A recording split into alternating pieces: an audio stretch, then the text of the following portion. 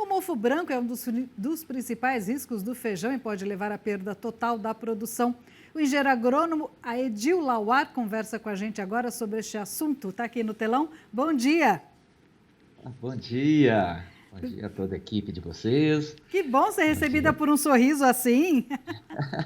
Estamos aí, né? Aedil, falei certo o seu nome? É Aedil Lauar? De onde é esse nome? Eu sou de origem libanesa. A gente fala Aedil, né, por ser um nome estrangeiro, mas assim, Aedil tá dentro. Ah, desculpa se eu errei a O pronúncia. apelido, o apelido é Kid, então todo mundo conhece por Kid. Então eu vou chamar de Kid. Ótimo! Vamos falar, o que é o mofo branco, né? Eu falei que o mofo branco prejudica os feijões. O que é exatamente o mofo branco? Bom, o mofo branco é uma doença que tem nos trazido muito transtornos, muitas perdas significativas, né, nas nossas lavouras, não só de feijão, né? A gente fala sobre o feijão por ter uma alta susceptibilidade a essa doença. É uma doença fúngica e a gente considera como uma das principais ou piores doenças de planta do país, tá? Devido à sua exigência de um controle específico, uma exigência de práticas de controle, não pode ser só um tipo de atividade no controle, então a gente tem que juntar várias técnicas, várias táticas para se conviver com a doença mofo branco, então de um manejo de palhada, um manejo biológico, bem como o reforço com o manejo químico, então é uma doença que nos desafia muito a trabalhar, né, sobre o seu planejamento estratégico para evitar essas perdas. E é uma doença que, depois que ela chega numa área, ou seja, depois que ela se instala em uma área de cultivo, é muito difícil a gente tirar essa doença dessa área de cultivo, devido às estruturas de resistência que esse mofo ele produz, que a gente chama de escleródios ou esclerócios, e essas estruturas elas ficam viáveis por muitos anos no solo. Então, enfim, é uma doença que realmente, quando o produtor não está bem preparado a conviver com ela, ela promove, ela provoca muitas perdas, podendo chegar na ordem aí de 100% de perdas, ok? A prevenção é o melhor caminho, como sempre, né? O que o mofo branco faz exatamente no feijão?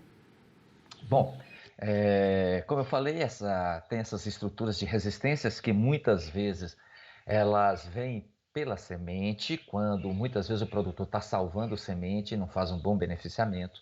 Tem uma outra forma dele, que é a forma de micélio, que às vezes vem impregnada no tegmento da semente, e também os escleródios, nessas estruturas de resistência que porventura já estão na área, né, de cultivos anteriores, que vão formar os apotécios, que é em forma de um cogumelozinho, e quando chega próximo ao florescimento, né, quando a cultura já está se fechando, esses escleródios formam, né, os ascósporos, são as sementinhas do mofo, e eles realmente destroem os tecidos da planta, seja de caule, seja de trifólio, seja a vagem, né? Então eles vão promover um mofo branco, por isso que é o nome propriamente dito, né, como se fosse um cotonete, um algodão que se forma ali sobre, né, esses tecidos da planta, e aquilo apodrece, né? Então, quando é no caule, principalmente quando é na parte, né, mais baixeira, próximo ao solo no caule, para o fluxo de seiva ali, que acontece dessa planta morrer,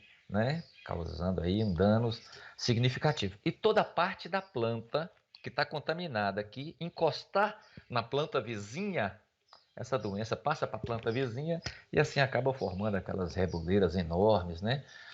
E realmente, quando o produtor não está preparado para enfrentar essa doença, né, fazendo todo aquele tipo de manejo que a gente falou, né, uma palhada, um manejo biológico e as prevenções com manejo químico, e exige produtos específicos para mofo, tá? Não é qualquer produto fungicida que maneja mofo branco, então tem os produtos específicos. Então, quando o produtor não está preparado, realmente a gente tem problema sério nos cultivos, ok? O Kid, por isso que é importante fazer análise do solo, né? Quando eu vou fazer as reportagens, os engenheiros sempre falam para o produtor da importância de se conhecer o solo, né? Que está usando. Nesse caso, mais ainda, né? Sim, hoje, como princípios básicos da agricultura, Hoje a gente tem pedido muito, né? Na verdade, não é de hoje, né? A gente bate nessa tecla há muitos anos. É difícil, né, convencer o pessoal, mas fazer análise química e também análise biológica do solo, principalmente quando vai implantar uma cultura de feijão, é muito importante. Porque não é só o mofo branco que pode causar danos, né, na ordem aí elevadas de perdas, né, mas também o fusário, a risoctônia, né, Sclerotium rhoeus, macrofomina, ou seja, são patógenos que quando se faz essa análise biológica do solo, a gente detecta. No caso do mofo branco, em particular, a gente pede uma avaliação para tentar encontrar os escleródios na área. Então a gente pede para fazer algumas amostragens na área e o pessoal vai lá, né, coleta um pouco de solo, pode peneirar ou pode, mesmo com observação mesmo visual, encontrar essas estruturas de resistência do mofo para a gente entender como é que está a pressão de inóculo nessa área.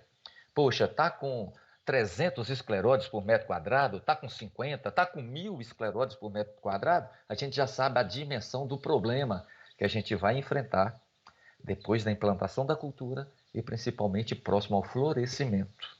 O produtor tem que ficar muito atento, por quê?